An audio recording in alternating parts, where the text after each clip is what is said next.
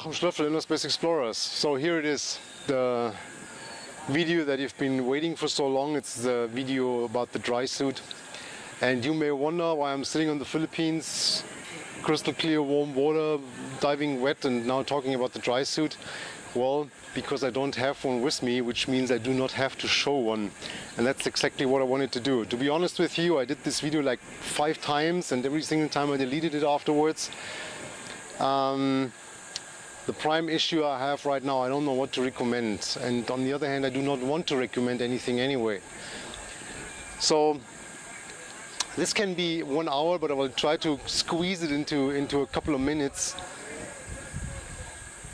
because the topic is really big.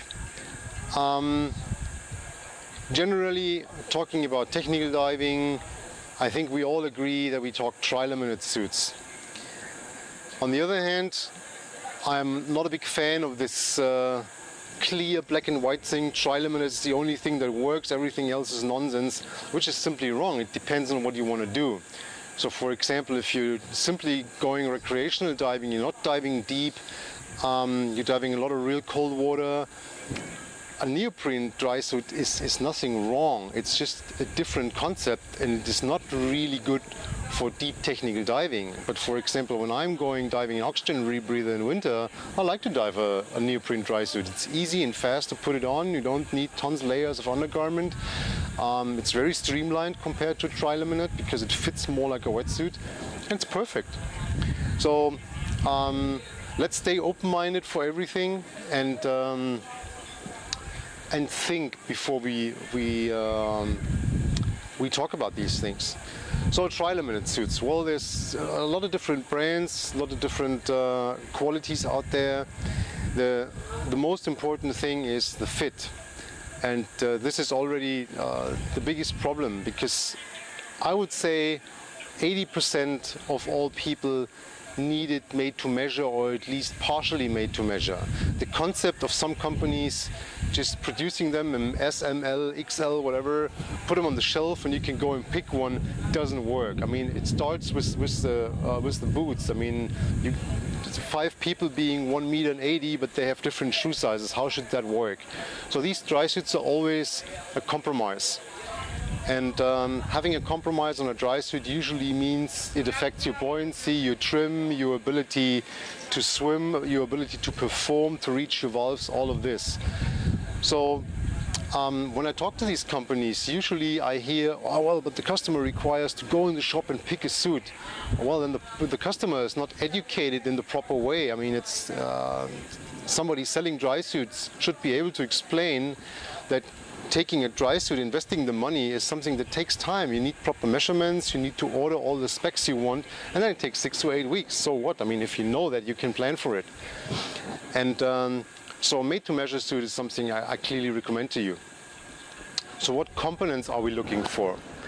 Well, let's start with the seals.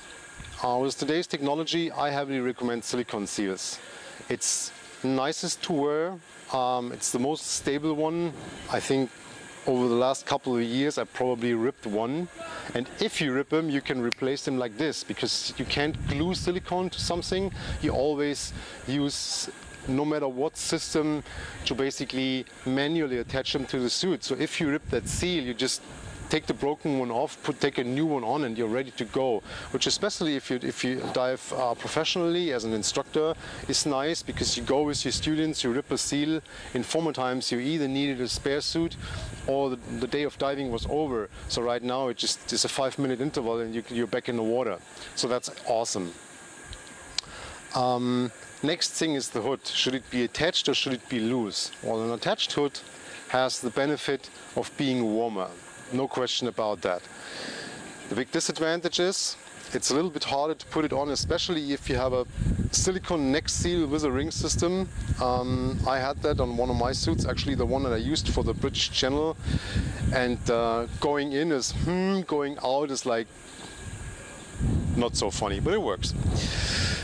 So the hood usually deteriorates a little bit faster than the suit, so you may want to change the hood before the suit's gone. So having a separate hood usually is the easiest solution. Thickness of the hood, the thickest that you can stand and put on and off comfortably, because I mean you lose most of your heat through your head. I mean, especially if you have as much hair as I have. So having a good solid fitting hood that doesn't allow water to flow through is essential. So also be open-minded to probably take the hood from another manufacturer than the suit. I mean, not every type of suit of hood fits every head, right? So go experiment, test different things and see what fits you best. So as a general recommendation, if you have the hood on, you put your mask on, there should be no skin visible above the mask and on the sides. It should be one enclosed space, so it basically should only be this space around the mouthpiece that should be exposed to water. That gives you good isolation. And then also check the connection between the hood and the suit. There should be some sort of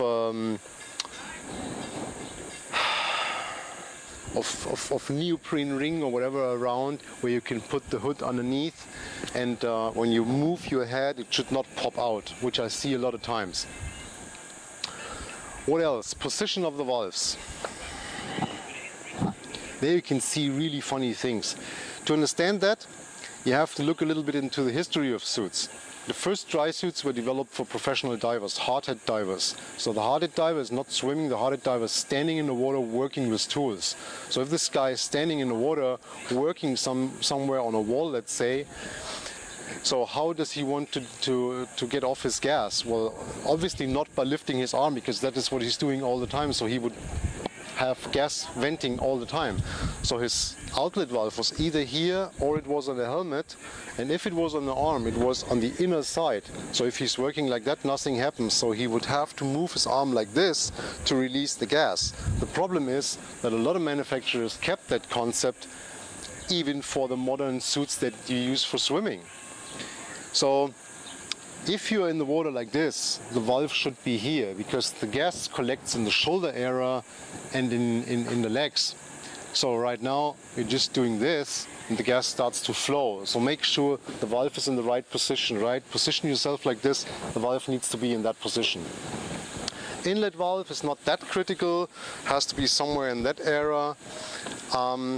Some people say it should be on the left side of the zipper if it's a diagonal zipper, because it can stay connected when you open the zipper. It's actually an idea that is not so bad.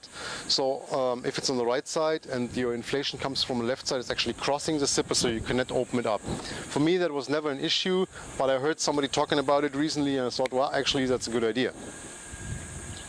What type of valves? Again, I do not really want to give a recommendation. Me personally, the inlet, I don't care. The outlet, I'm an old timer, I still like the high profile Apex. It never gave me issues. With other ones I had issues. I mean, never anything really bad, but that's what I prefer. Pockets. So the position of the pockets is essential.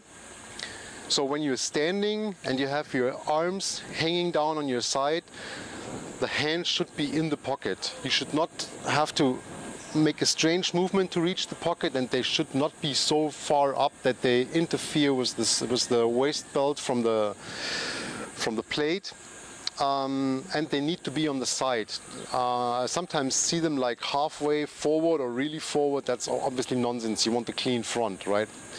So the pocket itself should be closed with Velcro, not with a zipper, because a zipper can get stuck, it can corrode, it can break, whatever. So Velcro is always good, and it is always nice if the pocket itself is divided in two parts. So there's like a slim one for wet notes or whatever, and a bigger part for your backup mask and spool and whatever you want to carry. Sometimes you also have some where there is like a small pocket behind the real pocket, which is great to put the wet notes in without you have to open the pocket. So that's the really nice feature. I like to have a small zipper pouch in the in the covering of my, or in the cover part of my pocket, and there I usually keep a couple of cave arrows and a spare bolt snap. So that's really convenient, and if the zipper breaks and you cannot open it, I mean, it's not some like a major loss, but it's a nice spot to carry some small backups that you usually do not use or that would get lost in the big pockets. So let's go further down. P-valve, well, really depends what you want to use. Use a high quality one, and be careful where you position it. Also, do not position it in the front. You can get entangled. You can scrap along the ground, or if you do wreck or cave diving, you can really break it off, which is not a good idea. So position it a little bit inward, if on the left or right side, up to you, wherever you want to have it. And be sure when you install it that there is a little bit of reinforcement on the area where you glue it, so you do not tear the main material of the suit. If you have a chance, have it installed by the manufacturer. Further down, the boots. Boots are important.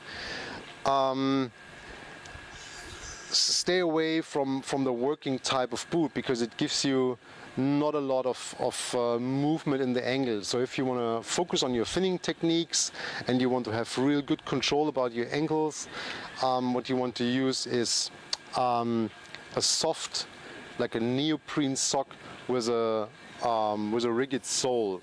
I try to avoid the name that one of the manufacturers is using it, but it's like, I think it's a Vibram sole.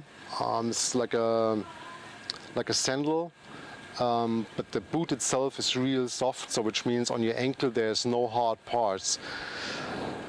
I personally not a big fan of the so-called rock boots. The rock boots were designed for the military, which means you swim to the beach, then the bullets are flying and you have to run, which most of us are not doing on a regular basis. So unless you're, for example, cave sump diving and you have to climb wearing your dry suit on slippery rocks or something, where the rock boot might be a good idea. For general diving, I do not like them. They have a couple of disadvantages in my opinion. So first of all, if I wear them, I tend to freeze in my feet because there's not enough air in them. I don't like the wrinkles that they produce on the inner sock, which I always feel to be uncomfortable. And the other thing is that I see open shoelaces every single time I see somebody in the water with these things. So especially in wreck diving, it's a great point for entanglement. But on the other hand, personal choice. If you get along with it and you like it, go with it. All right, what else? Yeah, zipper position. As I said before, diagonal front zipper is the best solution. It's easiest to put it on and off. You have visual control. You can close and open it by yourself. If you use the back zipper, it actually restricts this movement, so reaching the valves might be an issue.